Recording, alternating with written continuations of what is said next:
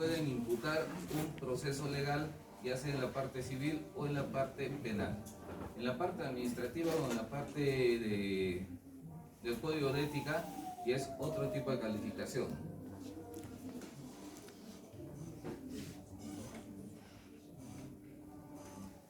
¿Qué es la imprudencia? Es la acción en la que el autor debió abstenerse por ser capaz de ocasionar daño o peligro. Fundamento, la temeridad y el apresuramiento. Imprudencia, actos no adecuados o inusitados y peligrosos para el derecho ajeno tutelado penalmente. Apresuramiento u omisión de medios necesarios. Violación activa de las normas de cuidado. Descuido, impremeditación, ligereza, atolondramiento, temeridad, inoportunidad o alocamiento. Impericia, incapacidad técnica para el ejercicio de una función.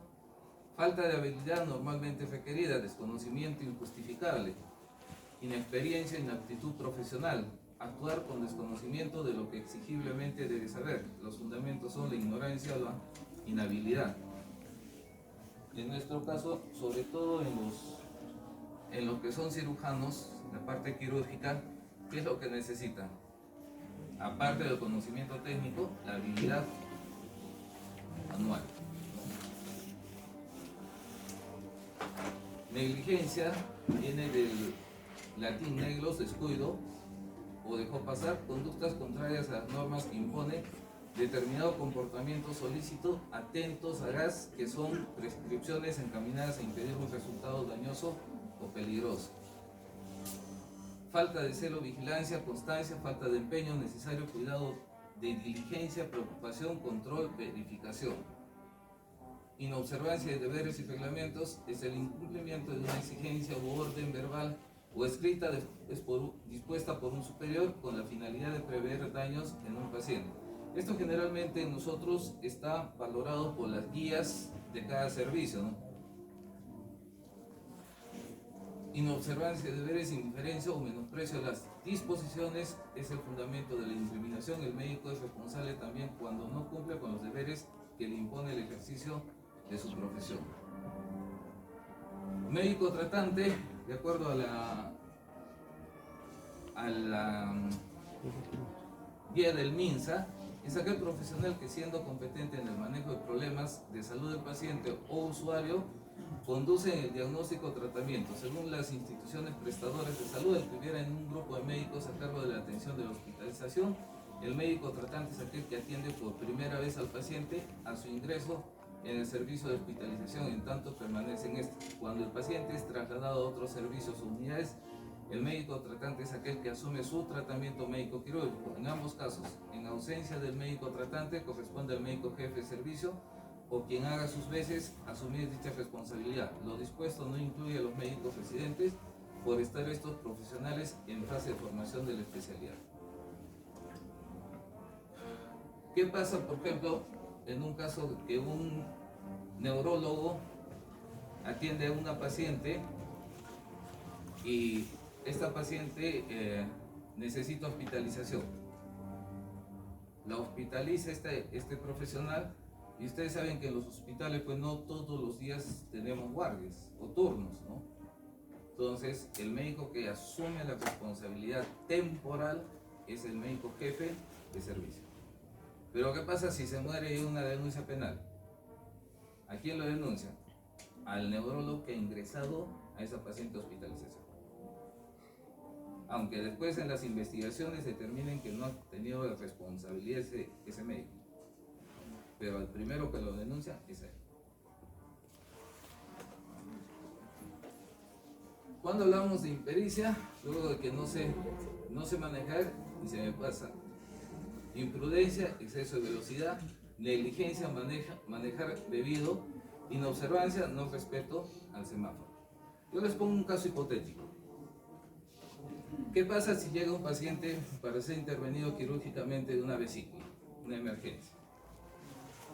Entra al hospital, le diagnostican que tiene su cuadro de abdomen agudo por un problema vesicular. Le hacen sus exámenes, todo, ¿no? Y requiere una intervención quirúrgica. Entonces, viene el cirujano y el cirujano había estado pues, con unas copitas de más. Entra a sala de operaciones y sale, ok, la operación. No ha habido ningún compromiso, nada. ¿En cuál de estos cabe? Imprudencia. O sea, después de que se dan cuenta, el cirujano había estado tomado, pero la operación ha salido ok. Imprudencia.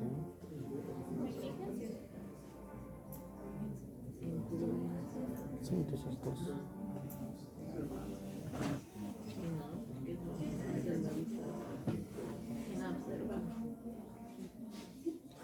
¿Ah?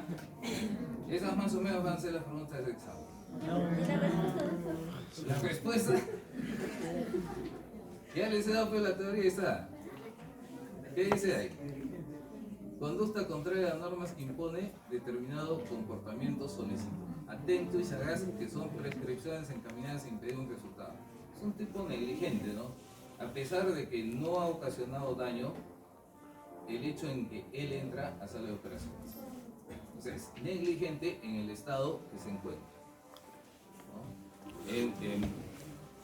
Ahora, ¿qué pasa si el mismo cirujano, en estado de embriaguez, ingresa a sala de operaciones y no le sale bien la operación, se le complica? Bueno, por decirles, ¿no? Está decolando y desgarra la arteria hepática. Impericia, ¿no? Porque él es cirujano, ha operado 800.000 veces y nunca le ha pasado nada.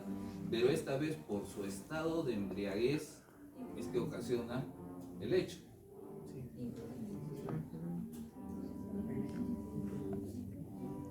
¿Ve? La diferencia es básicamente en el concepto, ¿no? Así más o menos son las preguntas. La respuesta, ya no, pero eso ya es para el examen. O sea, no puedo dormir si no la tengo. les estoy dando las preguntas ya del examen. ¿Ah? Es imprudente.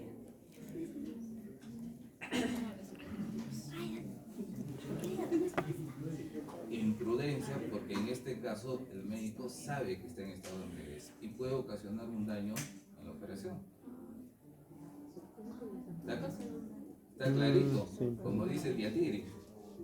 Levanta su poca lanza y dice, clarito está que hoy día pierde Cienciano, porque va a jugar con un equipo de Brasil. ¿Ah?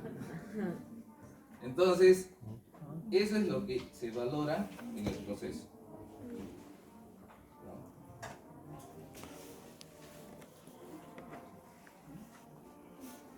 Lesiones culposas, lo que se tipifica en el Código Penal, artículo 124, el que por culpa cause a otro daño en el cuerpo o en su salud, será reprimido con una pena que no será mayor de 3 años si el delito resulta de inobservancia de reglas de profesión, de ocupación o industria, o cuando sean varias las víctimas del mismo hecho, la pena será no mayor de 4 años.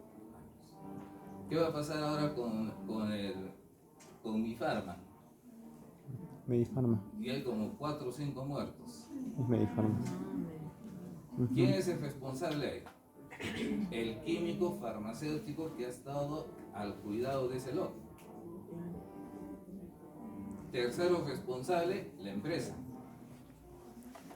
O sea, la indemnización es para la empresa. La pena es para el químico. Y se le va a aplicar este artículo del Código Penal. Entonces tienen que identificar quién ha estado a cargo de ese lote. Ahora hay otra cosa.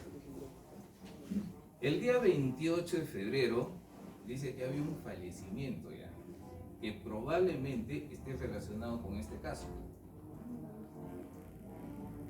Pero ¿qué ha pasado? En el establecimiento de salud le han dado el certificado de defunción. Ahora, no saben qué es lo que le han puesto en el certificado de defunción. Ahora, tampoco nosotros sabemos, no estamos especulando. Imagínense que este paciente ha entrado muy mal, por un cuadro séptico, no sé. Entonces el médico lo que ha pensado es que se le ha complicado el caso y ha fallecido. pero en la vida hubiera pensado que el suero es el que le ocasionó la muerte. Entonces, eso hay que valorar en esas circunstancias. Porque si él se hubiera dado cuenta que ha sido ocasionado por el suero, no le hubiera dado el certificado de función. Hubiera pedido la necropsia y debería haber notificado inmediatamente al Ministerio de Salud. Entonces, o sea, este problema va a acarrear una investigación muy amplia, tanto en la parte administrativa como en la vía penal. Pero acá el culpable directamente es el químico farmacéutico que ha estado a cargo de ese lote. Él es el que directamente va a pagar su responsabilidad. Y la empresa va a tener que pagar la indemnización de esos montos.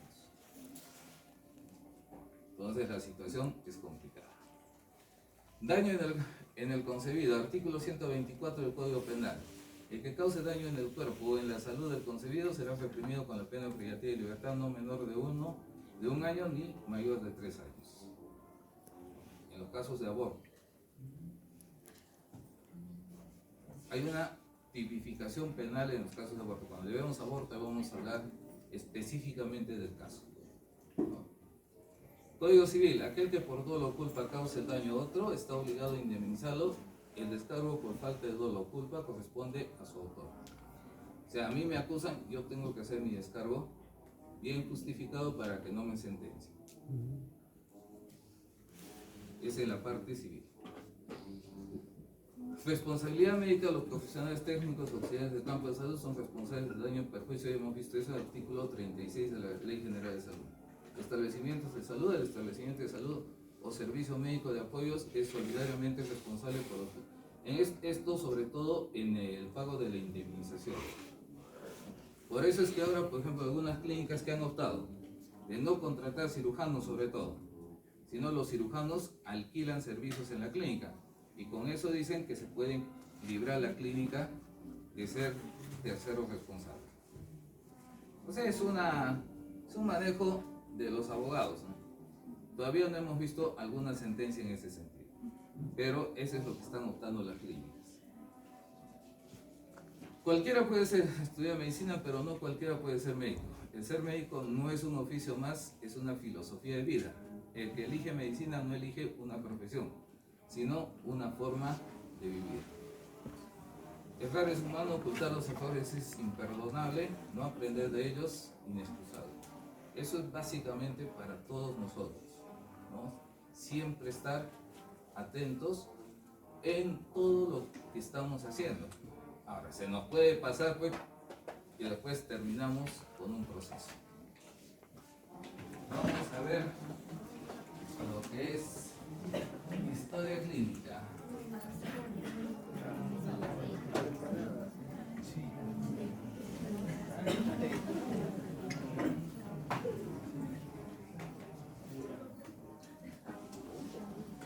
Ya les decía que básicamente el informe del peritaje médico legal está basado en lo que es la historia clínica. La historia clínica es un documento que lo maneja tanto el médico, el médico y especialista, asistente de servicio, el médico residente y el personal de salud, que somos los internos, las enfermeras en casos ginecobstétricos, la obstetriz, ¿no? Pero en todo eso hay una responsabilidad gradual. O sea, cuando empieza el proceso van investigando de quién es la responsabilidad. Básicamente principal es del médico asistente responsable del paciente. Pero, como les decía, esta historia clínica pues no es llenado por el médico generalmente. ¿Quién llena la historia clínica? El interno. Muchas veces llegamos a procesos y el médico dice, pero esta no es mi letra, pero está su firma y su sello. O sea, él ha avalado ese documento. Y algunas veces ni lo lee, lo firman simplemente. Es más, le dan el sello al residente y el residente le pone el sello y le hace un garabato y y nunca se ha enterado el médico asistente. Pero cuando hay procesos legales, la responsabilidad es del médico asistente. Y hay algunos colegas pues, que ya han tenido procesos legales y viven paranoicos. Ellos no dan su sello a nadie. A nadie. Agarran la historia clínica y lo leen y lo releen y le hacen cambiar lo que tienen que cambiar. Que tampoco debemos llegar a esos extremos, pero sí debemos tener más cuidado. Y eso no solamente pasa en los hospitales, también pasaba con nosotros en Amor en Lima. Teníamos un colega que era medio flojito y les daba a hacer las necropsias a los residentes. Y a veces pues los residentes estaban en formación y ponían pues cualquier cosa. La cosa es que él lo firmaba. Y cuando había conflictos, decía, pero yo no he hecho esto. Está su firma. Ese documento salió con su firma. Entonces, nosotros como médicos asistentes tenemos que tener cuidado. Y el mayor cuidado y responsabilidad que deben tener ustedes es hacer un buen documento. Porque alguna vez les va a tocar estar en la otra parte, ser médicos asistentes. ¿Y cómo van a confiar en personas que vienen al servicio que simplemente lo único que quieren es pasar el año y no les interesa el resto? Entonces acá hay una responsabilidad compartida, ¿no? Y hay un principio de buena fe. O sea, yo como médico tengo muy buena fe en mis estudiantes, en mis residentes, en mis internos. Pero si veo pues que me están fallando, prefiero que se vayan del servicio y yo hago todo tranquilo, ¿no? ¿Y quiénes perdemos? Nosotros, porque no nos capacitamos. O sea, mientras ustedes están en formación, hagan bien las cosas, porque posteriormente van a comprometer a un profesional. Y en algún momento ustedes van a estar en el otro lado de la vereda. Entonces siempre hay que pensar en eso. La historia clínica, Tadeo Andrenotti, es la primera vez que se encuentra este documento, es en la Universidad de Montpellier, en Francia. Es la descripción de documentos de los procesos patológicos que afectan a un paciente durante un cierto periodo de tiempo. En ella, el personal de salud tiene el deber de consignar con la mayor fidelidad y exactitud todos los datos referentes a cada proceso de atención médica que se realice. La norma técnica para la gestión de historias clínicas, la Ley General de Salud, artículo 15, inciso B, artículo 25, inciso C, 2944 de la Ley 26842. Ley que crea el Registro Nacional de Historias Clínicas Electrónicas, la Ley 30024 del 22 de mayo del 2013. Reglamento de Ley 30024 que crea los registros de la Nacional de Historias Clínicas Electrónicas del 16 de diciembre del 2015. Miren, desde la creación, desde que se ha emitido la ley 30024 hasta que se ha dado el reglamento, 2 años. Y el reglamento del MINSA del 2018, norma técnica de salud para la gestión de historias clínicas, que se ha dado el 13 de marzo del 2018. O sea, desde el 2013 hasta el 2018, 5 años, ¿no? Y todavía no se ha creado lo que son las historias clínicas electrónicas. ¿Cuál es el principal problema para las historias clínicas electrónicas? El año pasado estuvimos en un curso y, bueno, una cosa es que salga la norma, el papel aguanta todo y la realidad es otra. ¿Cuál es nuestro principal problema?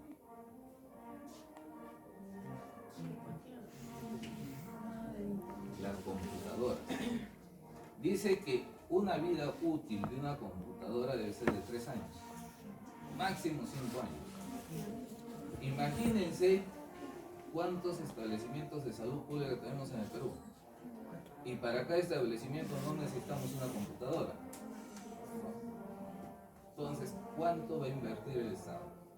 Y ese es el problema, el presupuesto para las computadoras. Ese es uno de los principales problemas. Dos, los servidores. Estados Unidos dice que tiene dos tipos de servidores para las historias clínicas. Uno que es para la parte de imagenología, porque dice que es muy pesado la parte de imagenología, y otro que es la historia clínica completa. Pero estos dos sistemas se unen. Entonces, ellos sí pueden darse ese lujo de tener estas historias clínicas computarizadas, informatizadas. Nosotros no. Mire, 5 años y más de 10 años que todavía no se implementa. En salud tiene parcialmente ya implementado su sistema informático. Y las clínicas también tienen ya, casi todas las clínicas tienen su sistema informático implementado. Ahora, las ventajas de tener este sistema es grandioso. Porque yo puedo ver a un paciente que he atendido acá, se enferma en Tumbes y el médico tiene acceso a todo su historial. Pero lamentablemente por problemas económicos no podemos tener este servicio. La Ley General de Salud, que dice en su artículo 29, el acto médico debe estar sustentado en una historia clínica veraz suficiente que contenga las prácticas y procedimientos aplicados al paciente para resolver problemas de salud diagnosticados. Título 3 de los documentos médicos, capítulo 1, la historia clínica, artículo 92, la historia clínica es un documento médico con valor legal en el que se registra el acto médico, debe ser veraz y completo. El médico debe ser cuidadoso en su elaboración y uso. No incluir apreciaciones o juicios de valor o información ajenos a su propósito. ¿A qué se refiere esto de no incluir apreciaciones o juicios? No puede decir violación, no puede decir material. Claro, aparte de eso que son términos legales, ¿no? Pero por ejemplo cuando ponen estado de salud complicado, hay una palabrita que usan, ¿cómo dicen? No dicen desahuciado, pero no, hay una palabra que usan. Es como decir ya, faltan los santos óleos nomás, pero tienen una palabra que usan ahí. Ahorita se me olvidó. Porque yo he cometido el error de una vez valorar a un paciente en esas condiciones después de 28 días, 30 días viendo una viejita que supuestamente ya estaba muerta con toda su historia clínica de servicio.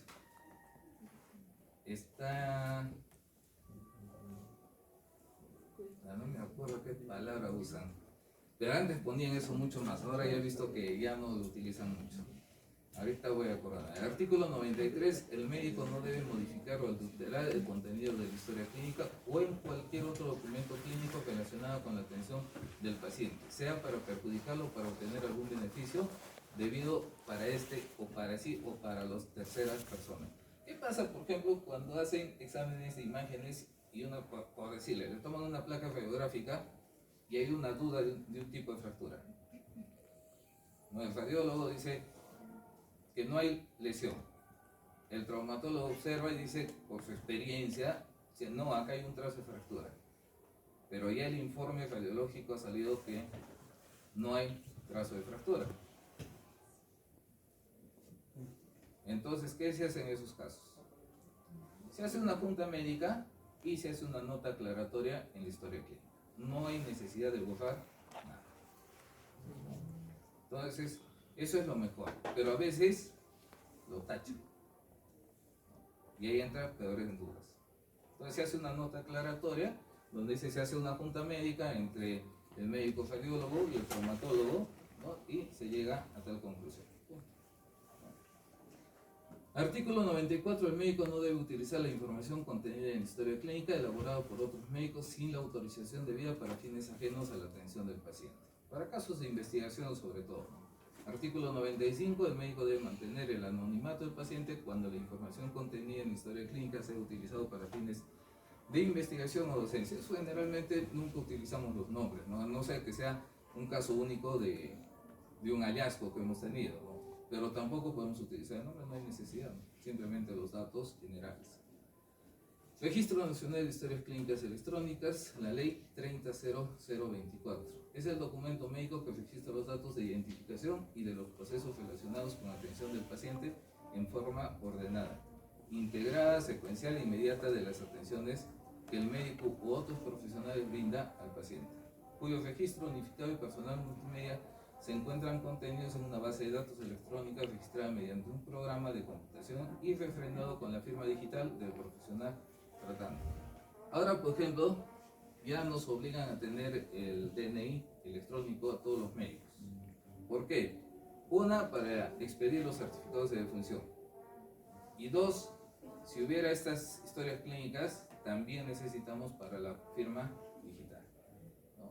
Entonces, ya todos obligatoriamente tenemos que ir sacando nuestro DNI electrónico. Almacenamiento, actualización se efectúa en estrictas condiciones de seguridad, integridad, autenticidad, confidencialidad, exactitud, inteligibilidad, conservación, disponibilidad y acceso. O sea, esto es lo que nos brinda las historias clínicas electrónicas. En cambio, las historias clínicas manuales, ahí tenemos problemas. Por ejemplo, ¿en qué? En su seguridad. El otro día les contaba que en el Honorio Delgado se perdió una historia clínica de 2018, están buscando, ¿no? De una paciente que ha sufrido un hecho de tránsito y para cobrar el seguro le han pedido su historia clínica y dice que no hay. ¿No? En cambio, en una historia clínica informatizada, pues eso no se va a perder. A no ser pues que entren los virus, entren y puedan manipular las historias clínicas, porque también hay ese problema de ciberseguridad, pero eso ya es otro nivel. Ahora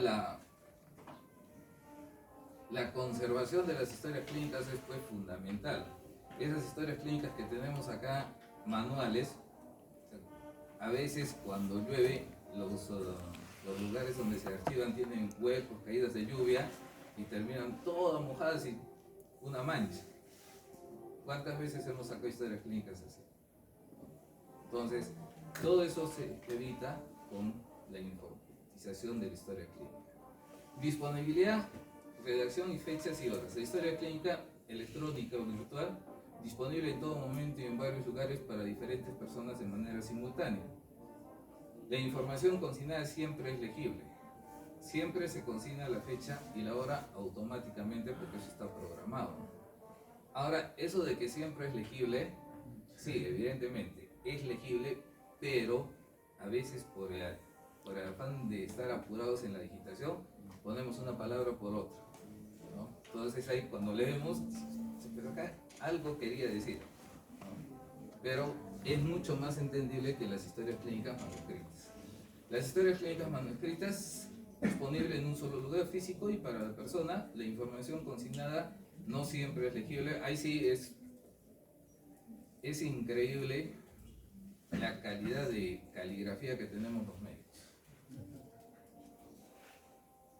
¿Cuántas veces hemos devuelto a los hospitales porque no entendemos la letra del médico? La transcriben y ponen ahí, ilegible, ellos mismos. O sea, no saben lo que han escrito. Ahora, no sabemos si es la letra del médico o es la letra del residente o es la letra, pero ahí está su sello. Entonces el director del hospital le pasa el documento para que lo transcriba, lo transcribe, partes y partes y partes y otras dice ilegible, ilegible. Ya eso más no se puede hacer.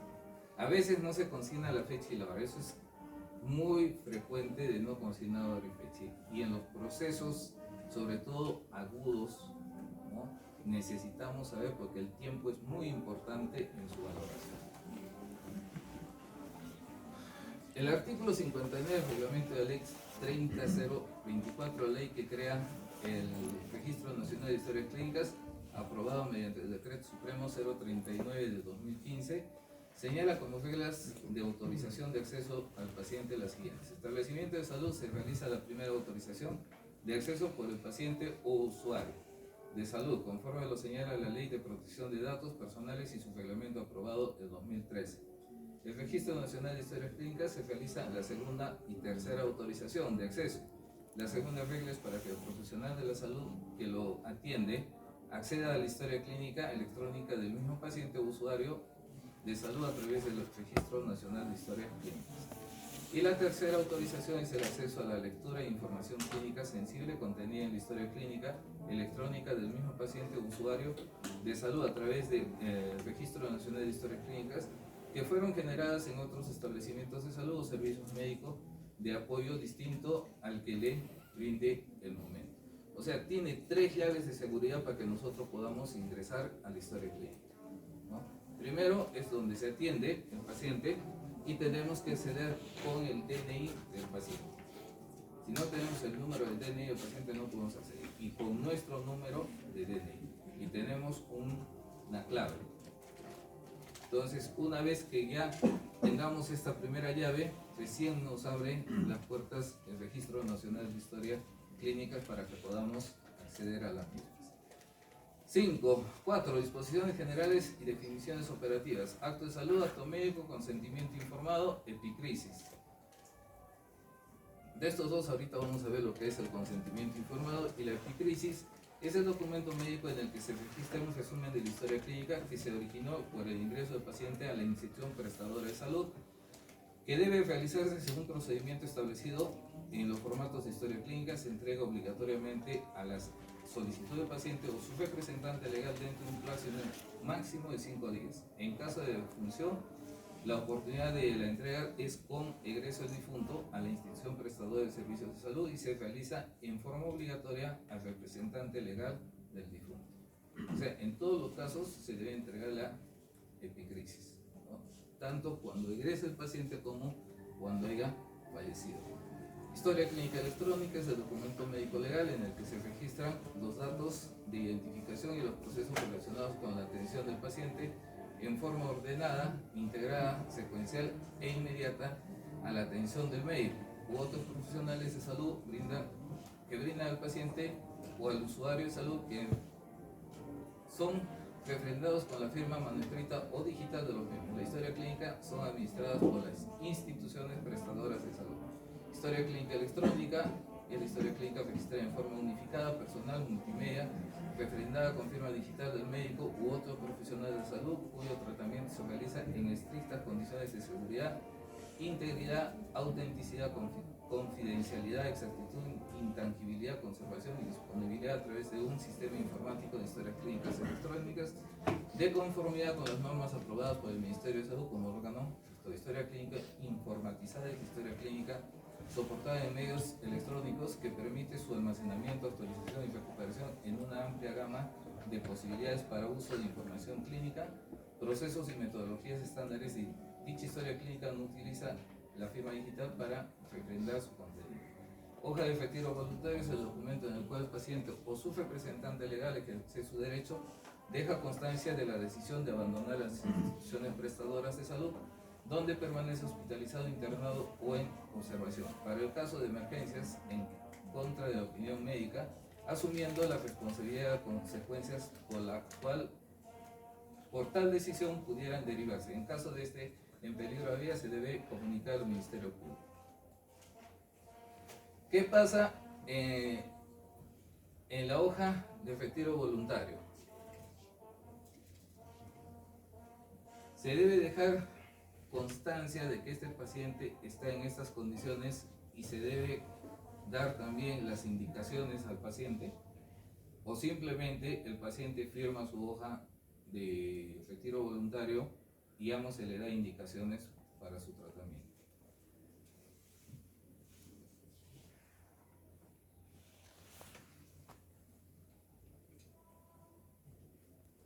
Claro, si ya se está yendo, ya para qué le doy tratamiento.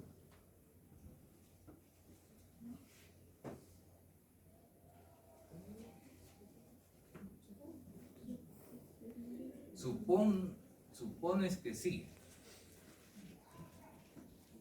¿Qué dicen? Por decirles, un paciente que ingresó por una crisis hipertensiva. En casos de crisis hipertensiva ya no se les da medicamentos orales, tienen que ser vía, ¿no? Pasan 2, 3 horas, 4 horas, está bajando porque eso es lento, no es inmediato. Y el paciente se aburre y dice, no, ya no quiero. de retiro. Voy a firmar mi acta de retiro voluntario. Digamos, su presión está 150, 100.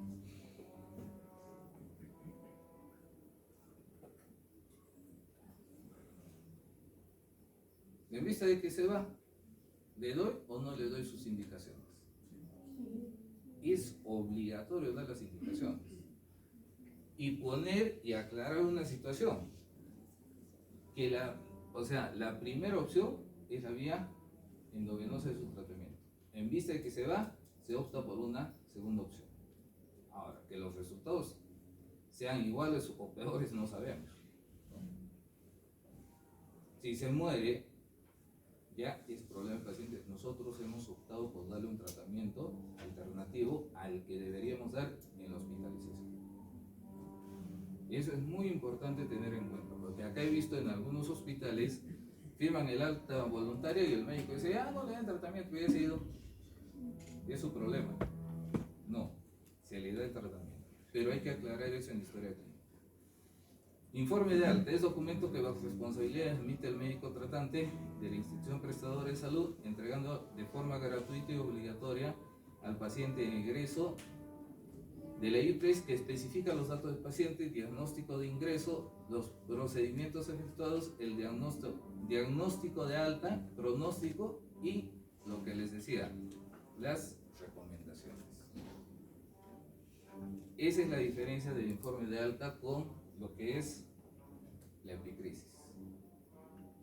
Entonces, estas recomendaciones, muchas veces los pacientes no lo toman y se les complica el estado de salud.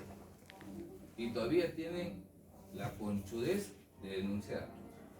Sí, porque eso es una conchudez. Cuando no haces caso las recomendaciones, pues tienes altas probabilidades de que se complique tu estado de salud, ¿no?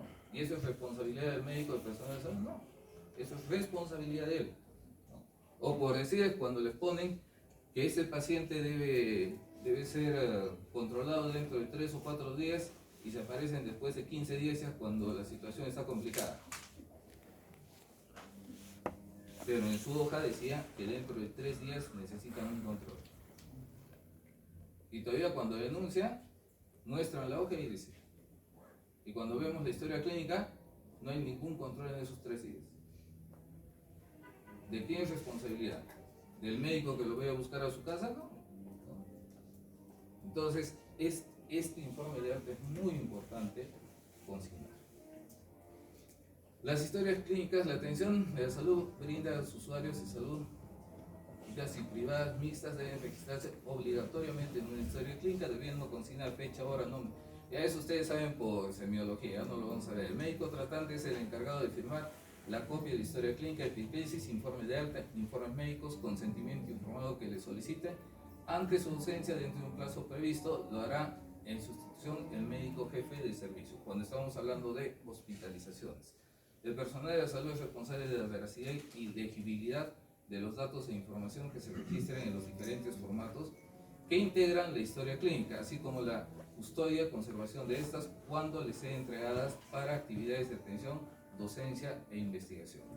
La entrega de informes de alta al egreso del paciente es de carácter obligatorio y gratuito. El director médico responsable de la atención de salud de las instituciones prestadoras de salud deben disponer de las acciones convenientes para asegurar que el egreso del paciente se le entregue a él o a su representante legal el informe de alta.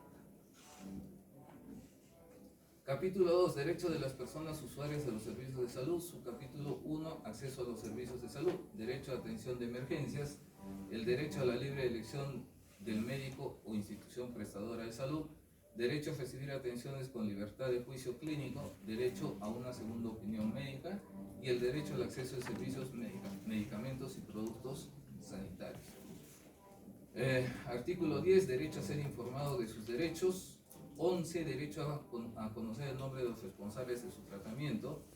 Artículo 12. Derecho a ser informado sobre las condiciones y requisitos para el uso de los servicios de salud. Artículo 13. Derecho a ser informado sobre traslados. 14. Derecho a acceder a las normas, reglamentos y o condiciones administrativas de la institución prestadora de salud. 15, derecho a recibir información sobre su propia enfermedad y a decidir su retiro voluntario de la institución prestadora de salud. Artículo 16, derecho a negarse a recibir o continuar un tratamiento. Toda persona debe ser informada por el médico tratante sobre su derecho a negarse o a recibir o continuar el tratamiento y a que se le explique las consecuencias de esa negativa. El médico tratante debe registrar en la historia clínica del paciente que brinde informe que lo informó sobre su derecho, las consecuencias de su decisión, así como su aceptación o negativa en relación con el tratamiento. La negativa a recibir el tratamiento puede expresarse anticipadamente una vez conocido el plan terapéutico contra la enfermedad. En caso de menores de edad o de personas cuyas condiciones particulares impida ejercer su derecho, se realizan conforme a lo señalado en el artículo 4 del presente reglamento con participación del Ministerio Público. ¿Qué pasa, por ejemplo, en pacientes que llegan a un servicio de emergencia por una hemorragia aguda y son de una religión que no aceptan la transfusión sanguínea?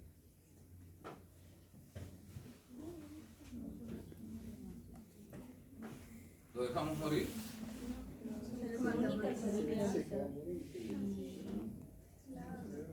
Si se siguen negando sus virus.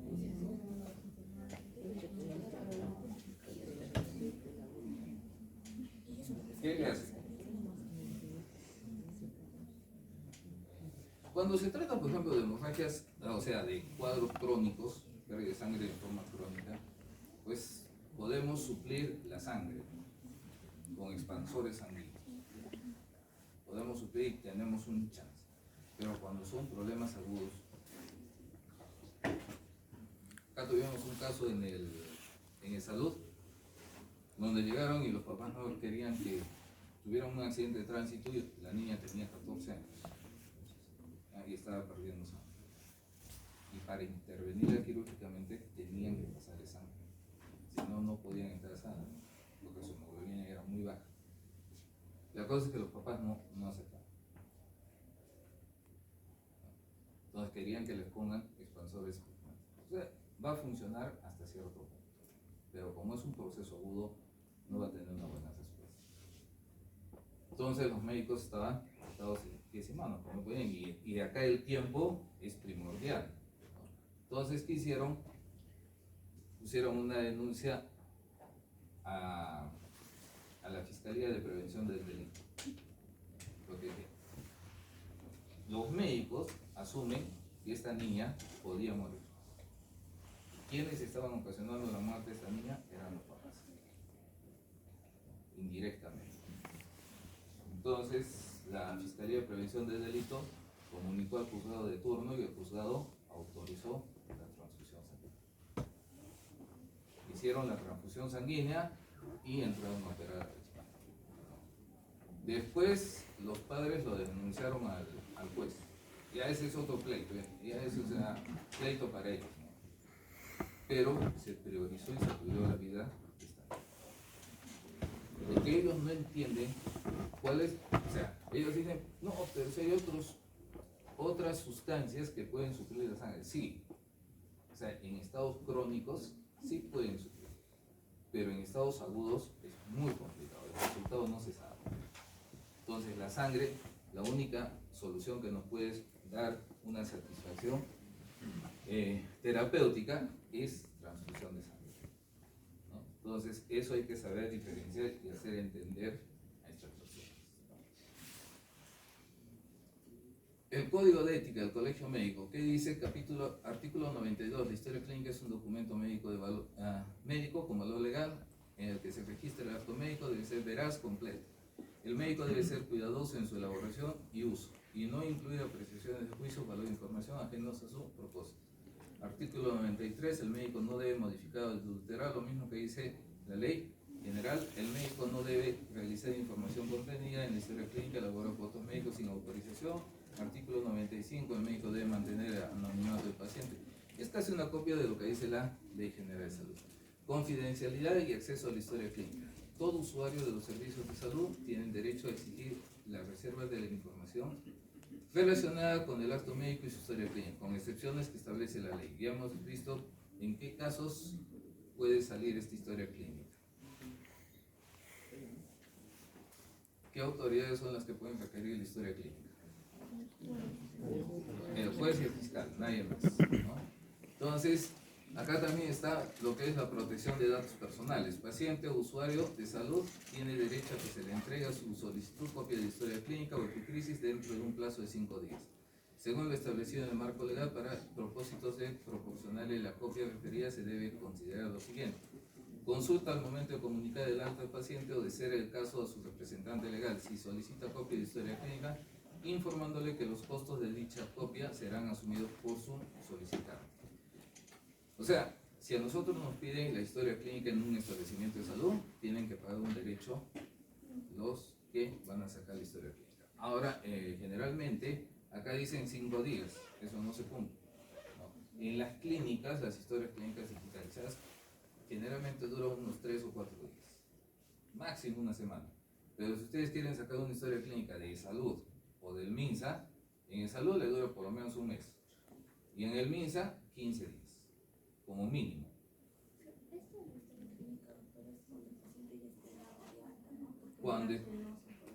Cuando esté ya con el alta o cuando esté en procedimiento, porque a veces la familia quiere una historia clínica para ser revisar por otros profesionales, ¿no? No, pero sí se puede sacar, porque es su derecho del paciente.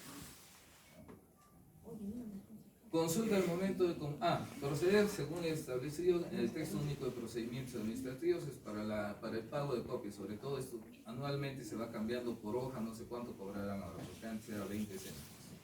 La información sobre el diagnóstico de las lesiones o daños que causa heridas por arma blanca, heridas de bala, ya hemos dicho que eso se comunica a la autoridad competente. Para entrega de información de terceros se debe contar por escrito con autorización expresa del paciente o de su representante legal, según corresponda el caso. Esta no se aplica a la información que la institución prestadora de servicios de salud tiene obligación legal y administrativa de proporcionar, lo cual sería el artículo 25 de la ley 26842, Ley General de Salud. Reglamento de la ley 29733, disposiciones complementarias y finales transitorias, título 1, disposición general, datos personales relacionados con la salud. Es aquella información concerniente a la salud pasada, presente y pronosticada física o mental de una persona, incluyendo el grado de discapacidad o su información genética. Reglamento de la ley 29733, cuando el usuario de salud o su representante legal lo solicita a la institución prestadora de salud, están obligadas a entregar copia autenticada de la historia clínica y epicrisis. El costo de reproducción será asumido por el interesado. Artículo 44 de la ley 26842, Ley General de Salud. El plazo máximo de entrega es de 5 días. En situaciones en las cuales se requiere un plazo menor a 48 horas, debe sustentarse en el documento de solicitud. Eso generalmente nunca se da. Como les digo, el tiempo que tienen, por ejemplo, los hospitales son 2 semanas, el tiempo promedio. Y en salud es casi generalmente un mes. ¿Qué? En el marco legal, ¿qué valor tiene la historia clínica? Es el principal medio donde hacemos nosotros el peritaje. O sea, a nosotros no nos interesa tanto las declaraciones, las imputaciones que tenga en el proceso de investigación. Lo que nos interesa es la historia clínica. Es gerencial porque este documento básicamente sirve para las auditorías en los establecimientos de salud. Pues van a hacer auditorías de las historias clínicas. Es legal porque en el ámbito de las denuncias por mala praxis, pues el primer documento que toman es historia clínica.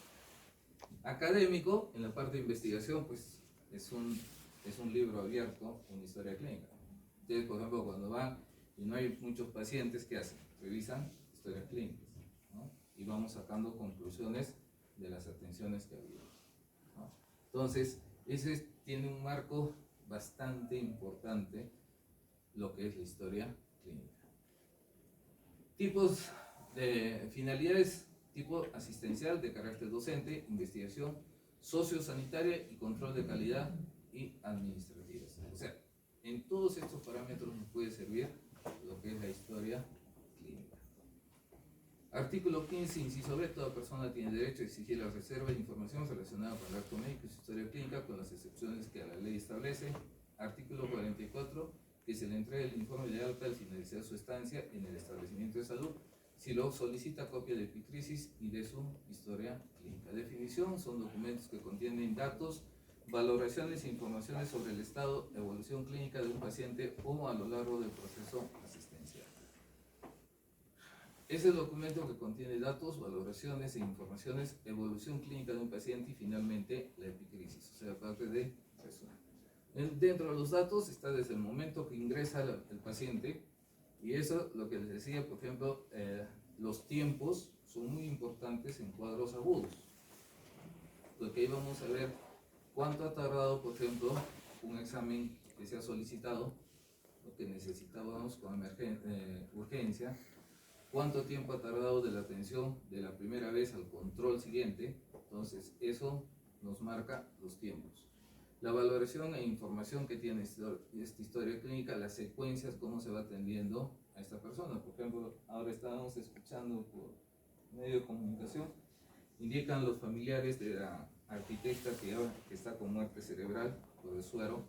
Dice: a mi hija lo han dejado morir. Ha ingresado, el médico lo ha atendido y después no lo ha vuelto a ver hasta que nosotros hemos llegado, que ha sido después de 2 horas, recién lo han empezado a ver. Entonces, según ellos, dice que todo eso está registrado en las cámaras de la clínica, ¿no? Están pidiendo las cámaras de la clínica para hacer este tipo de evaluación. Pero a nosotros básicamente lo que nos interesa es lo que dice la historia clínica. Ahora, realmente el médico no habrá ido a verlo físicamente, pero ha podido hablar con la enfermera, ¿no?, para ver cómo está por vía teléfono, ¿no? Entonces ya no hay necesidad de que el médico esté en la cabecera del paciente. Entonces todo eso se valora de acuerdo a la historia clínica, ¿no? La evolución clínica de un paciente, pues, está bien, está estable o sea complicado. Y finalmente el resumen, que es la epicrisis. Características: son de patrimonio del establecimiento de salud. ¿Quién es el dueño de la historia clínica?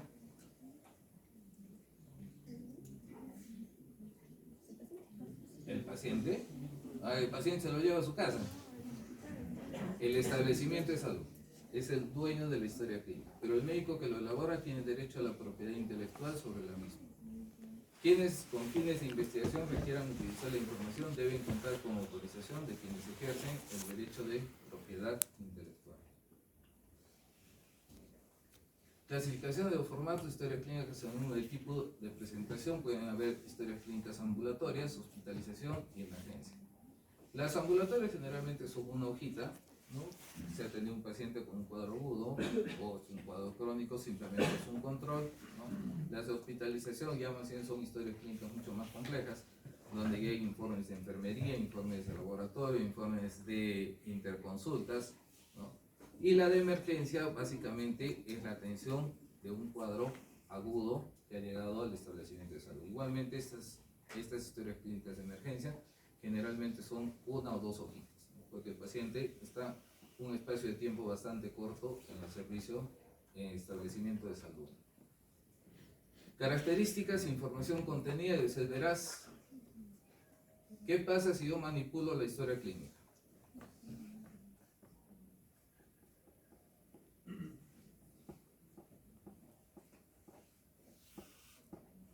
Me estoy metiendo en otro problema, ya no en un problema culposo, sino ya en un delito. Entonces, por eso les digo, cuando hay aclaraciones, se pone en la historia clínica, no hay ningún problema. A veces hemos pasado algún detalle y lo podemos aclarar, ¿no? Y lo ponemos ahí. Con la fecha y la hora se aclara, punto. Elaboración es responsabilidad del médico. Como ven, acá no dice el interno es el que elabora.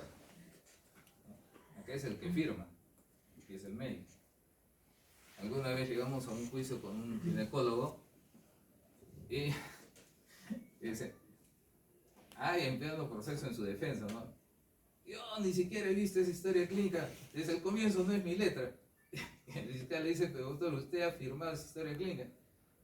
Creo que ni siquiera es mi firma, pero sí es mi sello. Dice. Está pues colgado, ¿no? Ya está colgado porque él asume la responsabilidad de que ha entregado su sello, que es personal, para que sea de otra persona, bajo su responsabilidad. Minuciosa y suficiente, contenidos, las prácticas, procedimientos aplicados al paciente para el tratamiento de su salud. Toda institución prestadora de salud debe tener un comité de auditoría médica permanente que cautelará la correcta elaboración, uso y perfeccionamiento de la historia clínica. Es lo que nadie tiene. No he visto en ningún hospital que tenga un comité de auditoría de las historias clínicas. Ni siquiera en las clínicas. No hay. Su contenido se ha convertido en un eje central de muchas sentencias de responsabilidades civiles penales, constituyendo un elemento probatorio de primer orden. La documentación relativa a la hoja clínica, estadística, autorización de ingreso, informes de urgencia, anamnesis y exploración física, la evolución, las órdenes médicas y las hojas de interconsulta. Los informes de exploraciones complementarias, consentimiento informado, informes de anestesia, informes de quirófano, de registro de parto, informes de anatomía patológica y de laboratorios. Contenido, fecha, hora, afiliación, anamnesis, enfermedad actual, motivo principal de la consulta, antecedentes, examen físico, hoja de consentimiento, había puesto informado de ser el caso. Evolución y planificación de cuidados de enfermería, aplicación terapéutica de enfermería, gráficos de constantes, informe clínico de algo. Muchas veces, ¿qué pasa? En las historias clínicas cuando están modificadas, hay una contradicción con lo que dice el informe de enfermería. Entonces, cuando nosotros entramos en duda en la revisión de la historia clínica, vemos la parte de enfermería. Y las enfermeras pues son expertas en delatarlo al médico. Y lo bueno es que escriben con letra clínica. Entonces, ya empieza a haber ese tipo de contradicciones, ya no es muy creíble esa historia clínica. Ya no se puede valorar esa historia.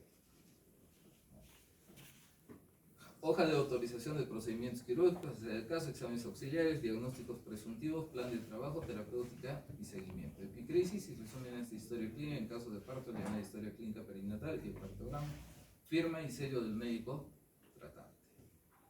Clasificación y formatos, lugar de atención, historias clínicas de consultorio externo, de emergencias, hospitalización, domicilio y campañas de salud. En todo lugar donde hay atención médica, tiene que haber siempre el respaldo de una historia clínica. Historia clínica según el nivel de atención: primer nivel, historias clínicas familiares, puesto de salud con médico, centro de salud sin internamiento, centro de salud con internamiento. Segundo nivel de historias clínicas, hospital 1, hospital 2, tercer nivel de historias clínicas, hospital 3 e institutos especializados. Archivo de la historia clínica debe garantizar su seguridad, correcta conservación y recuperación de la información. Básicamente esos son los tres puntos principales que debe tener cuidado el establecimiento de salud para una buena recepción de estos documentos de la historia clínica. Partes de la historia clínica se emiten solo cuando culmina la hospitalización, es decir, cuando el paciente ha sido curado, aliviado o ha fallecido. Debe ser preparado por el médico tratante debido a resumirse el cuadro clínico que presenta el paciente en la atención recibida. Ya empezó a fallar.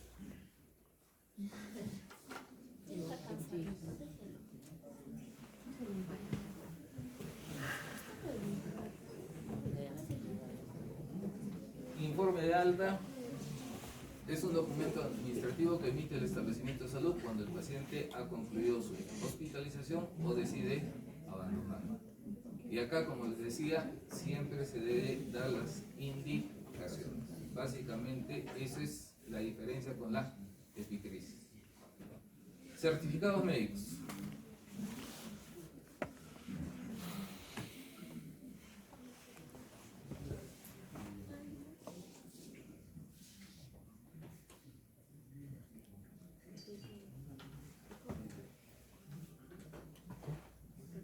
Creo que no le gusta trabajar allá. Qué rico. Ya que tiene un pequeño descanso. ¿Qué es el certificado médico? Es un documento. No, pero el título.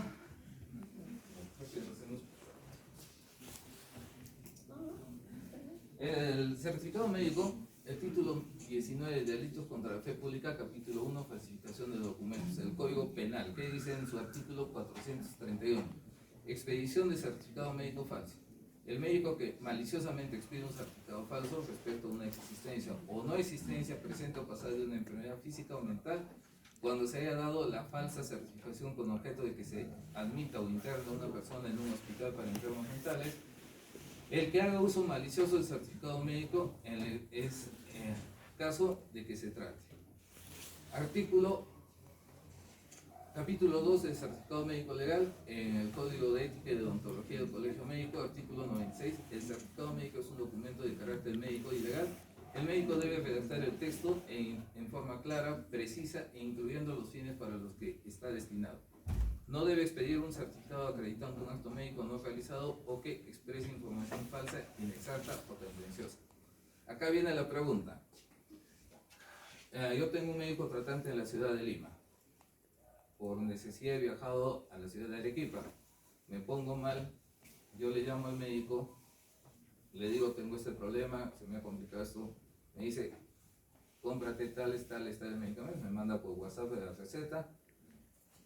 Y después me denuncian que yo no he expedido un certificado sin haber hecho el acto médico.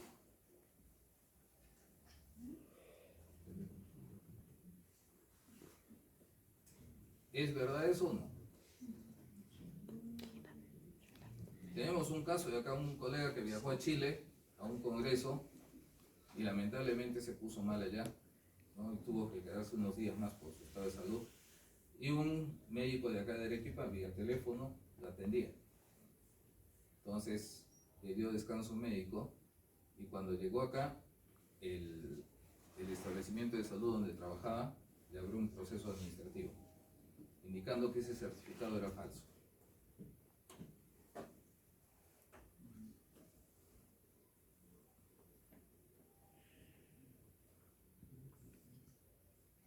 Si bien es cierto, el acto médico no está todavía reconocido en forma virtual en nuestro medio, pero sí ha habido una comunicación y estaba grabado en el teléfono y toda la receta que le había mandado, o sea, estaba todo eso. O sea, se cumplía parte del acto médico. O sea, no era un documento falso. Si bien es cierto, no está reglamentado, pero ahora con los medios tecnológicos se puede dar inclusive las consultas vía internet. Y eso donde se ha aplicado mayormente ha sido en la época de la pandemia. Entonces, si falta una reglamentación es porque nuestras autoridades se han retrasado en eso. Debe haber una regulación para este tipo de actos médicos, ¿no? En sus informes, los médicos, legítimos, peritos y auditores deberán ser veraces, prudentes, limitarse a establecer causas y hechos y conclusiones de orden científico técnico. O sea, no irnos a la parte probatoria del caso. El médico tratante que realiza necropsias o señalado por el establecimiento está obligado a expedir el certificado de defunción. Esta es una sanción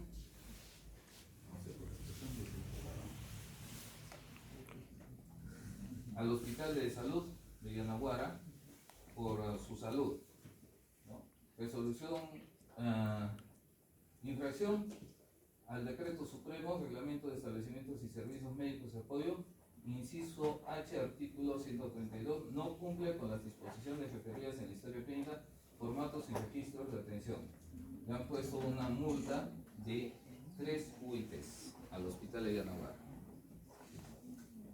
cuando ha hecho una auditoría su salud. Consentimiento informado. Médico salmeritano al mediados del siglo XI. Hablar de la curación al enfermo, pero de la gravedad de la enfermedad de los familiares, si no cura, no podrán decir que no has previsto la muerte y si cura, tu gloria crecerá.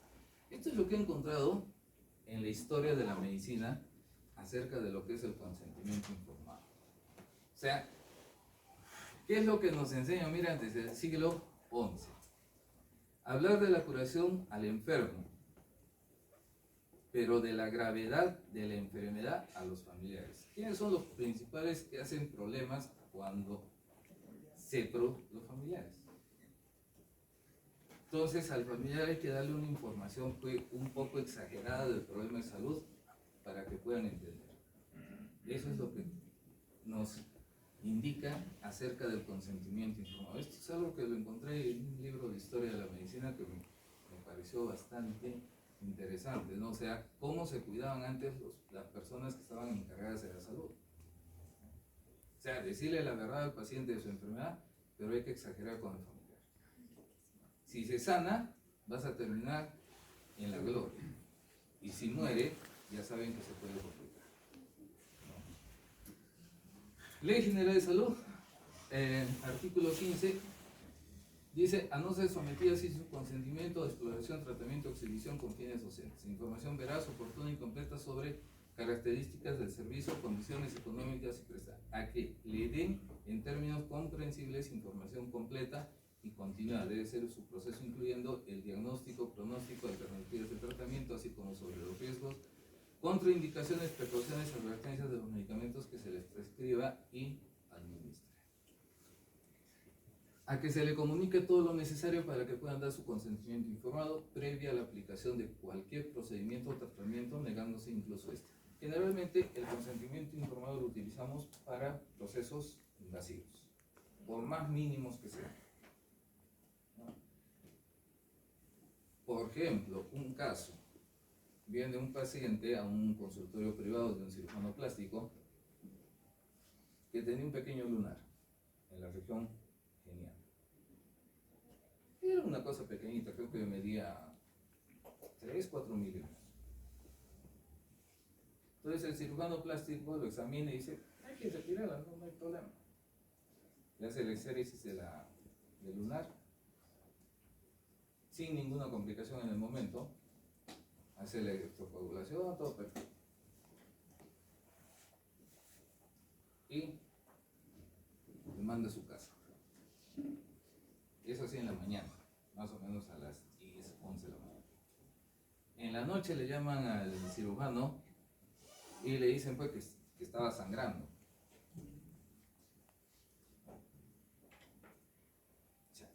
¿Pero por qué? O sea, no había un mayor sangrado de nada.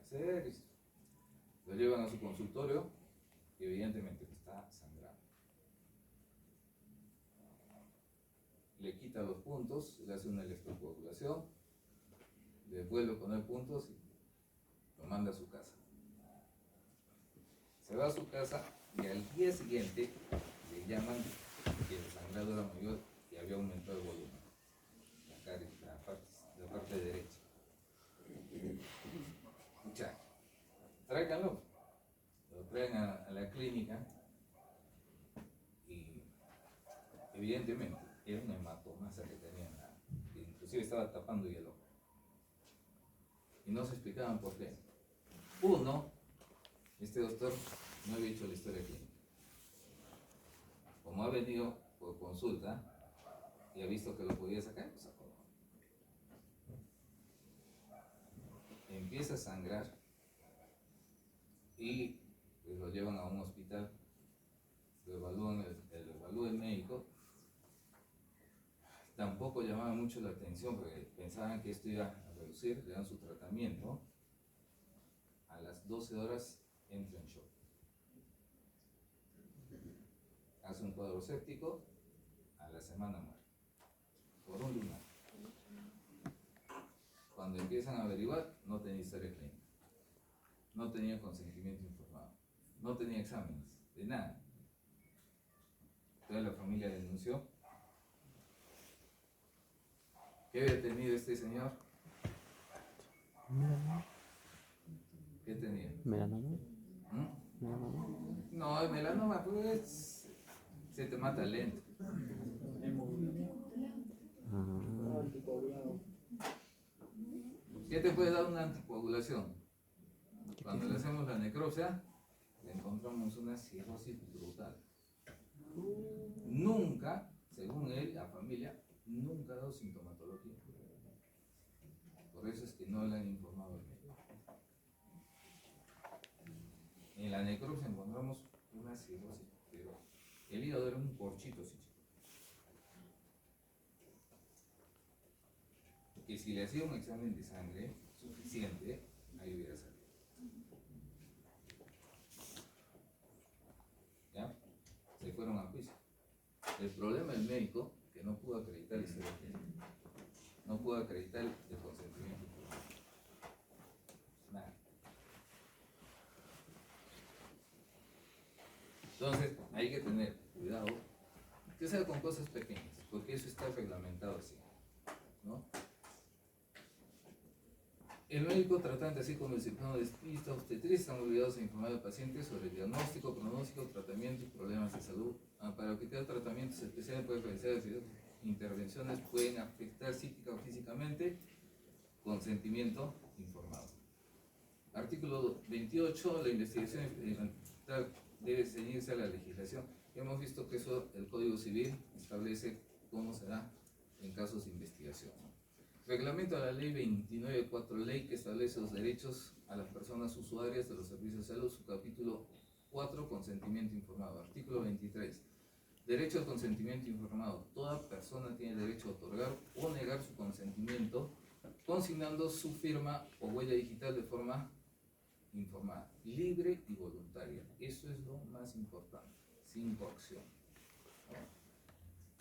Sin admitirse mecanismo alguno que distorsione o vicie la voluntad, de cuyo caso ello se constituirá en circunstancias que acarreen nulidad del acto del consentimiento para procedimientos o tratamientos de salud. El procedimiento de consentimiento informado debe garantizar el derecho a la información, el derecho a la libertad de decisión del usuario. Este proceso debe constar necesariamente por escrito, en un documento que puede visibilizar el proceso de información y decisión, el cual además formará parte de la historia clínica del usuario, siendo responsabilidad de la institución prestadora de salud su gestión, custodia y archivo correspondiente. En el caso de personas capaces que no supiesen firmar, deben imprimir su huella digital en señal de conformidad. El consentimiento informado puede ser revocado y será expresado en la misma forma que fue otorgado. El consentimiento escrito debe ejecutarse de forma obligatoria en las siguientes actuaciones: cuando se trate de pruebas riesgosas, intervenciones quirúrgicas, procedimientos que puedan afectar la integridad de la persona, cuando se trate de exploraciones, tratamiento o exhibición con fines docentes, cuando la persona reciba la aplicación de medicamentos o tratamientos de carácter experimental, cuando los pacientes hayan tomado una decisión de negarse a recibir tratamientos. En caso de menores de edad o personas cuyas condiciones particulares impiden ejercer este derecho, se realiza conforme a lo señalado en el artículo 4 del presente reglamento, o sea, el tutor o su representante legal. No se requiere consentimiento informado frente a situaciones de emergencia, de riesgos debidamente comprobadas para la salud de terceros o grave riesgo para la salud pública. O sea, están exceptos del consentimiento informado cuando, por ejemplo, ingresa a un establecimiento de salud una persona que está con el riesgo de su vida. Ahí no hay necesidad de ese documento. Se le interviene inmediatamente y ya después se regulariza estos documentos. El consentimiento informado debe ejecutarse de forma obligatoria en las siguientes circunstancias cuando se trate, a esto ya lo hemos visto. Toda persona debe ser informada por el médico tratante sobre su derecho a negarse o recibir o continuar el tratamiento y a que se le explique las consecuencias de esa negativa. El médico tratante debe registrar la historia clínica del paciente que le informó sobre este derecho, las consecuencias de su decisión, así como su aceptación o negación en relación con el tratamiento, consignando además la firma huella digital del paciente o su representante según corresponde. En caso que se requiera conocer los aspectos excepcionales relacionados con el derecho a negarse a recibir o continuar el tratamiento, debe considerar aspectos regulados en el artículo 17 de la ley 29.416, ley que establece los derechos de personas usuarias de los servicios de salud, aprobado mediante el Decreto Supremo 027 del 2015. Resolución Ministerial 078 del 2016, del 9 de febrero del 2016, consentimiento informado a las actividades docencias durante la salud. Ya hemos dicho esto, que generalmente cuando van a ser hospitalizados en los hospitales públicos, ¿no?, les hacen firmar un consentimiento informado para los pacientes para que ustedes puedan pasar clases con ellos. Y en todas las historias clínicas hemos encontrado ya este consentimiento informado. Ley que establece los derechos de las personas usuarias de los servicios de salud, consentimiento informado. Otorga el consentimiento informado libre y voluntario, sin que medie ningún mecanismo que vise la voluntad para el procedimiento o tratamiento, en especial de las siguientes situaciones. En la oportunidad previa aplicación de cualquier procedimiento o tratamiento, así como su interrupción, quedan exceptuados los consentimientos informados en situaciones de emergencias de riesgos debidamente probadas para la salud de terceros o graves riesgos para la salud pública. Cuando se trata de pruebas riesgosas, intervenciones quirúrgicas, anticoncepción quirúrgica o procedimientos que puedan afectar la integridad de la persona, supuesto en el cual el consentimiento informado debe constar por escrito en un documento oficial que establece el procedimiento de información, decisión de la persona no sabe firmar, imprima su huella digital. Cuando se trata de exploraciones o tratamientos de exhibición con fines docentes, a que el consentimiento conste por escrito cuando sea objeto de experimentación para la aplicación de medicamentos o tratamiento. El consentimiento informado debe constar por escrito en un documento oficial que visibilice el proceso de información y decisión. Si la persona no supiera firmar, imprime su huella digital. Derecho al consentimiento informado debe ser libre y voluntario, garantizar los derechos de información, a la libertad de su decisión, y esto puede ser revocado. El consentimiento debe ser escrito, ejecutarse de forma obligatoria en los siguientes casos. Cuando se trata de pruebas riesgosas, cuando la persona ha recibido aplicaciones de medicamentos, de acuerdo a la legislación de la materia y la declaración de Helsinki, cuando el paciente haya tomado una decisión de negarse a recibir tratamientos. Cuando el paciente ha recibido cuidados paliativos, en caso de menores de edad o de personas cuyas condiciones particulares le impidan ejercer este derecho, no realizar conforme a lo señalado en el artículo 4 del presente reglamento. No requiere el consentimiento informado frente a situaciones de emergencia. Sección de los preceptos odontológicos de ética y cuidado de pacientes, capítulo 1 del acto médico. Artículo 62. Las intervenciones quirúrgicas requieren el consentimiento informado escrito, salvo situaciones de emergencia. ¿Cuánto el espacio de tiempo? ¿Cuándo se debe dar este consentimiento informado? ¿O se debe solicitar este consentimiento informado? Por decirles, yo me opero el día 5 de abril. ¿Cuándo es el tiempo óptimo para dar este consentimiento informado?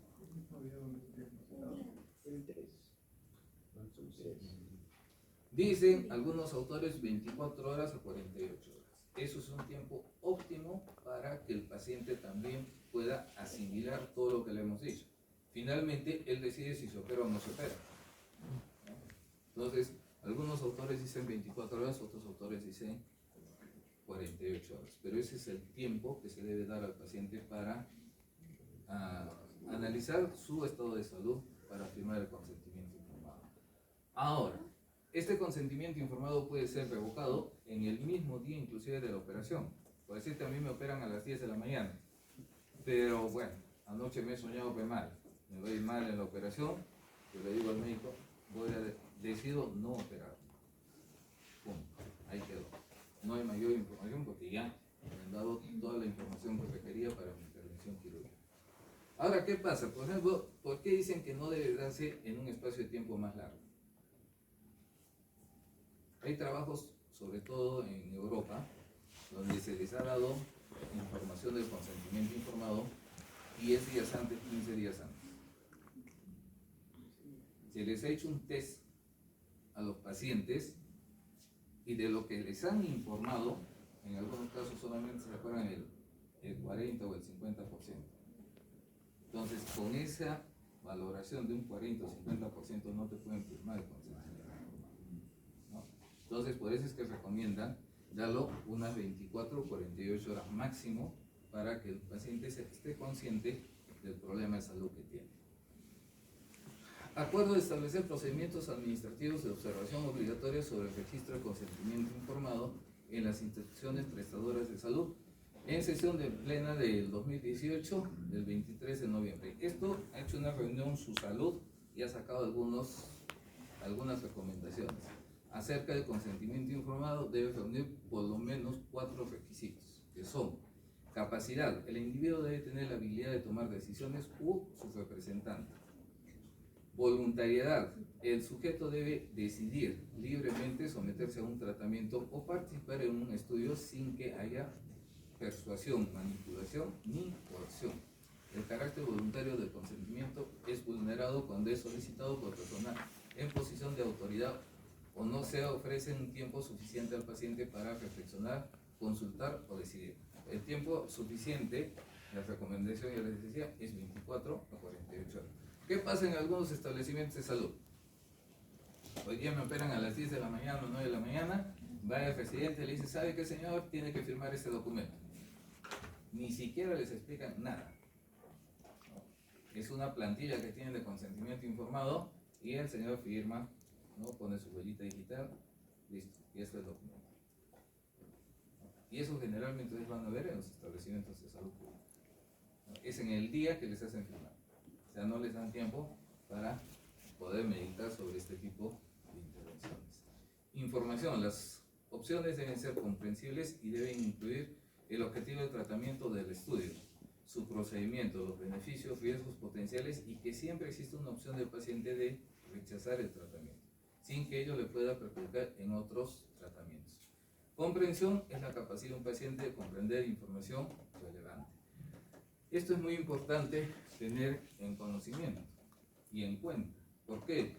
Yo no puedo tratar, por decirles, a un paciente con un nivel académico, ¿qué les digo? A un biólogo, que a una persona obrera, ¿no? Que tenga 5º año de primaria, porque no me va a entender el nivel de léxico que voy a utilizar.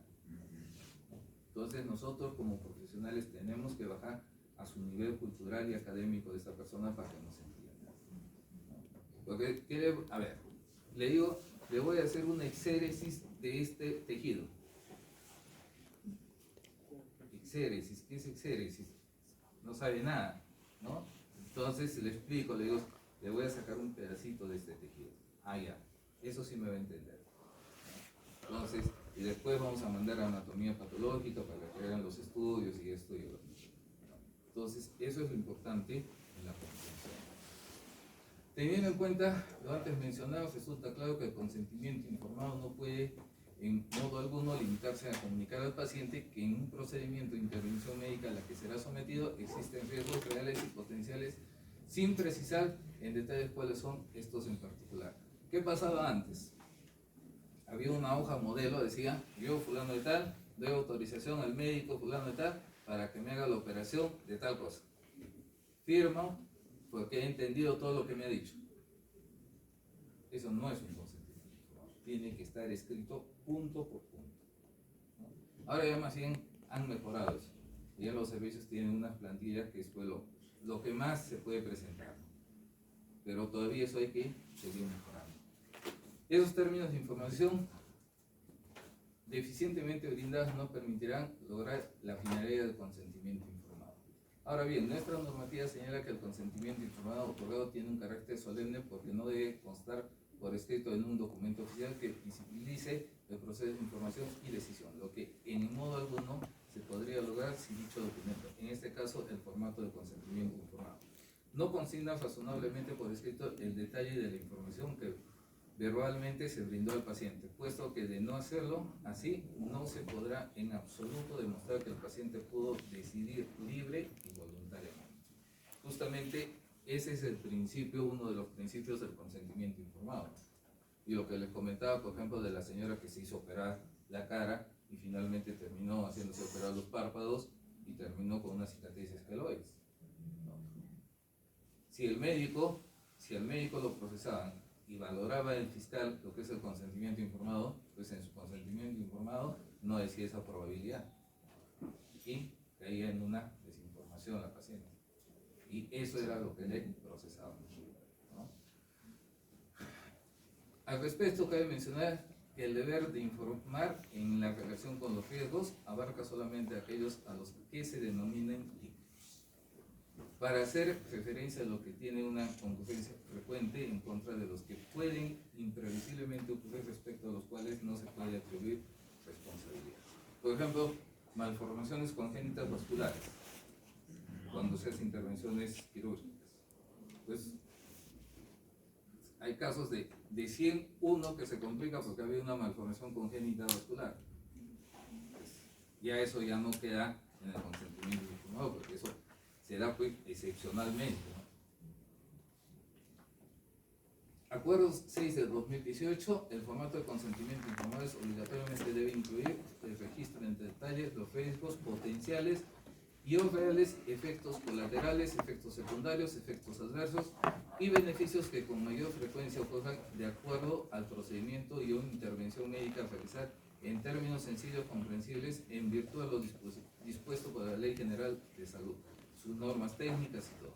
No obstante, la obligatoriedad de contar procedimentalmente con un formato de consentimiento informado que registre en detalle la información que se brinda al paciente. Se debe tener presente que el consentimiento informado se constituye en un pilar fundamental en la relación médico-paciente que debe sostener en confianza de que el interés común de las partes es la recuperación de la salud, siendo este el objetivo de la práctica en la medicina, debiéndose en consecuencia de forma obligatoria fomentar una cultura de auténtica información al paciente en todos los establecimientos de salud, sean públicos, privados o mixtos. Estructura general: su salud, integridad psicosomática, intimidad, vida, estructura especial, el derecho de ser informada y el derecho de consentir, básicamente. Nociones generales: de ser clara, oportuna, adecuada, aproximativa y leal a las implicancias médico-legales. Cuando hablamos de clara, debemos utilizar un término bastante accesible a la persona que estamos dando esta información. Oportuna, hemos dicho, el tiempo que regularmente debe ser entre 24 a 48 horas. Y no pues media hora antes de la operación llevar la hojita y que nos los firmen, ¿no? Entonces, adecuada, las características de este formato deben adecuarse siempre a cada servicio y a cada realidad. Aproximativa, pues lo que puede pasar y no puede pasar en una intervención quirúrgica de este tipo. Y leal a las implicancias médicas, pues la literatura siempre tener presente lo que se está dando en los últimos casos, ¿no? Titulares son pacientes con capacidad, pacientes incapaces con discernimiento, y tratándose de pacientes incapaces sin discernimiento, tenemos lo que son ahí, los que firman son los tutores o los representantes legales. Criterio objetivo: necesidad, urgencia, peligrosidad, novedad y gravedad de la información. Criterios subjetivos: de acuerdo al tipo de enfermedad, nivel de cultura, edad, situación personal, familiar, profesional, social, capacidad de discernimiento y deseo de información. Ahora, hay casos, por ejemplo, que los pacientes no quieren tener este consentimiento informado, o sea, no quieren que se les informe. Hay casos que dice: doctor, usted hágame lo que me tiene que hacer, no necesito que me informe. ¿Qué hacen en ese caso? Que firmen el documento en esas condiciones. ¿Sí? No ha querido recibir información para el consentimiento informado, ¿no? Información oportuna, momento y tiempo. Información adecuada, veraz, completa sobre características de servicio, condiciones económicas de prestación y condiciones de servicio. Información del proceso: diagnóstico, pronóstico, opciones de tratamiento, riesgos, contraindicaciones y precauciones y advertencias, que se debe dar en todo caso de consentimiento informado.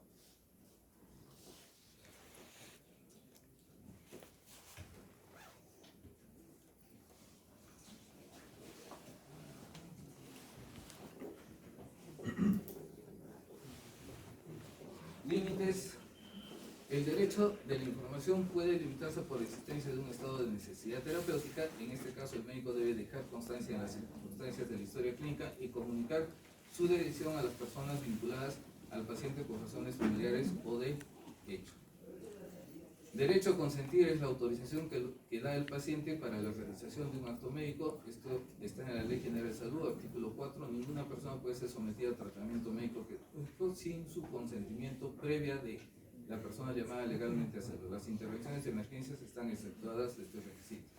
El paciente tiene derecho inalienable a ser comunicado e instruido de los efectos de la intervención médica que se le va a aplicar, con la finalidad de obtener objetiva su decisión correspondiente a la autorización del tratamiento. Definición: es la anuencia libre, voluntaria y consciente manifestada por un paciente en el pleno uso de sus facultades, después de recibir información adecuada a efectos de que se lleve a cabo una actuación médica en el tratamiento de su salud. Eso sería, componentes: el titular, el paciente usuario del servicio de salud. Cuando se trata de pacientes incapaces, este derecho lo ejerce su representante legal. ¿no? Tanto en personas menores de edad y en personas que tienen un problema de capacidades, ¿no? En caso de menores de edad debe escuchar y ponderar su opinión, pero finalmente él no decide, sino su representante legal o el que está a cargo del menor, ¿no? Esto sería todo. Esta parte hemos terminado. La próxima semana vamos a ver lo que es